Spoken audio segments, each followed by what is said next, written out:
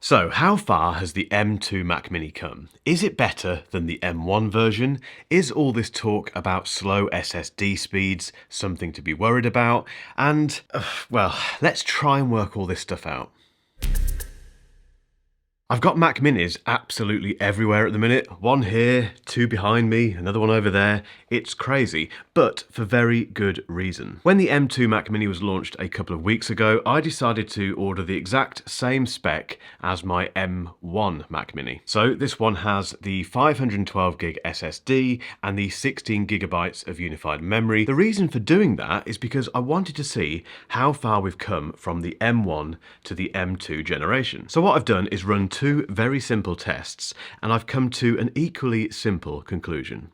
There is some good news with the M2 Mac Mini, particularly if you go for the base model version. It's cheaper, which is quite unusual these days for Apple. So it's £50 cheaper in the UK and $100 cheaper in the US. However, I didn't go for that one for the reasons that I just mentioned. Mine is the M2 Mac Mini with the 16 gig of unified memory and the 512 gig SSD. And that clocked in at £1,049. And I still maintain for a Mac, a powerful Mac, that is incredibly good value. Yes, you need to add a monitor, keyboard, mouse, etc. But even when you've added those details on, it's still an incredibly cost-effective way to get into Mac OS. However, not much has changed between these two generations. It looks the same. In fact, I don't even know which one I'm holding here. I've got so many Mac Minis in the studio. This could be any of them actually, but that is the point. So it looks the same, and there isn't that much of a change between the M1 and the M2 chip on paper. So the M1 chip has an 8-core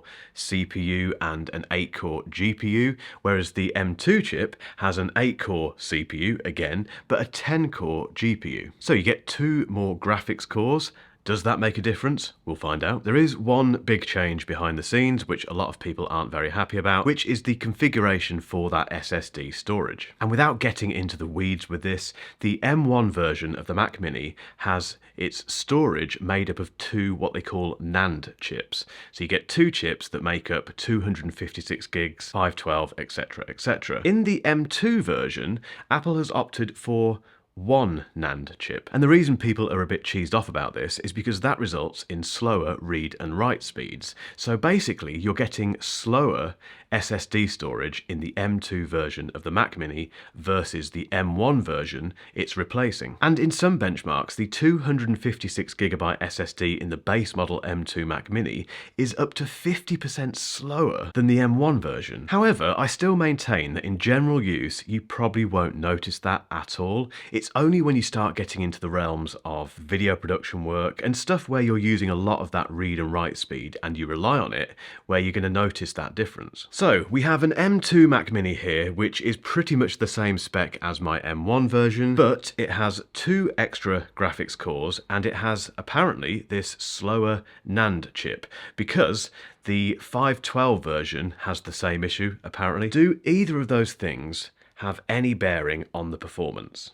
My benchmarks aren't really benchmarks, they're pretty simple really. All I do is take a piece of 10-minute 4K footage from this camera that I'm talking to now, which is a Sony FX3. It's filmed in 10-bit color, 422. It's a chunky piece of footage basically. You need a decent computer to process it and edit it. What I then do is put it into Final Cut Pro and do two things. I render it and then export it. The first machine I ran this on was a base spec M2 MacBook Air, which is the closest thing I've got to a base spec M2 Mac Mini. The only difference to bear in mind is the fact that the M2 Mac Mini has a fan for active cooling, whereas the M2 MacBook Air doesn't, so that's worth keeping in mind. But that did the render in 5 minutes and 34 seconds, and it did the export in 5 minutes and 4 seconds. That is a bit slow, but again, it is the base model M2 MacBook Air. It's probably doing a bit of throttling because it hasn't got that fan. But the M1 Mac Mini, the machine that I built this business on and did about 80 4K videos with, that did the same piece of footage, the render, in 3 minutes and 9 seconds, and the export in 5 minutes it's dead. So a much faster render time than the M2 MacBook Air, and again it just proves how good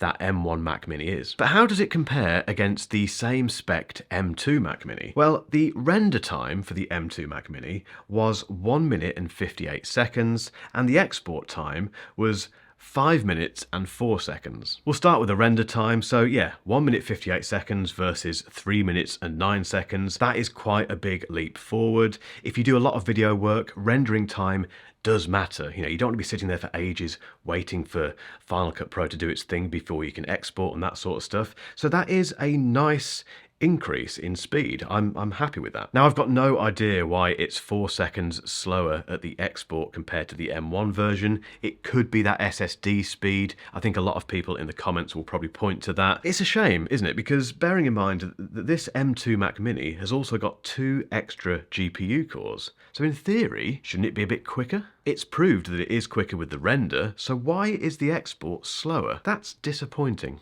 You might be wondering what you get if you spend more and get the M2 Pro version of the Mac Mini. Well, I've got one of those as well, and that is going to find a permanent home behind me in a music production setup. Make sure you subscribe and hit the bell not to miss those future videos. But I ran the exact same test on an M2 Pro Mac Mini with the 10-core CPU, 16-core GPU, 16 gigabytes of unified memory, and a 512 gig SSD, and that did the render in 1 minute and 27 seconds, and the export in 4 minutes and 44 seconds. So it was around 30 seconds quicker with the render compared to the standard M2 version, and that export time, it's still not amazing, but it is thankfully quicker than the M2 Mac Mini. And just very quickly on that render time, I did the exact same test on my £3,700 M1 Max spec'd up 16-inch MacBook Pro, and that did the render in 1 minute and 31 seconds. So it was only 4 seconds quicker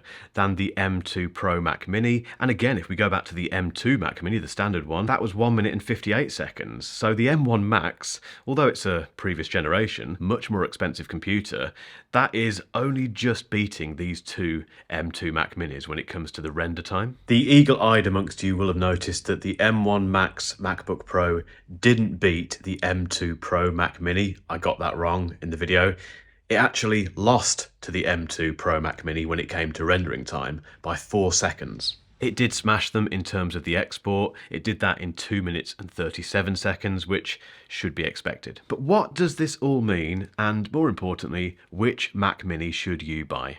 If you want a Mac Mini, but you don't have any worry about the time element, so you're not working to a clock, you just want to use it for production work and playing around at home and just for a hobby or something like that, save yourself, shed loads of money, and get yourself a second-hand M1 Mac Mini with 16 gigabytes of unified memory. As I've proved today, it is still a really quick machine. It doesn't have that NAND chip issue with the SSD, and there are some absolute bargains out there now that the M2 version's here. If you're going to be doing more intensive stuff, or you're getting this Mac Mini for a business where every second counts, I think you have 2 options. The first one is to go for the basic M2 chip, but spec it up with 16 gigabytes of unified memory and go up to that 1 terabyte SSD just to get rid of any potential issues with the slow SSD speeds. The other option is to go with the M2 Pro Mac Mini, which I have over here and which I've made another video about. So if you've got some time, I'd recommend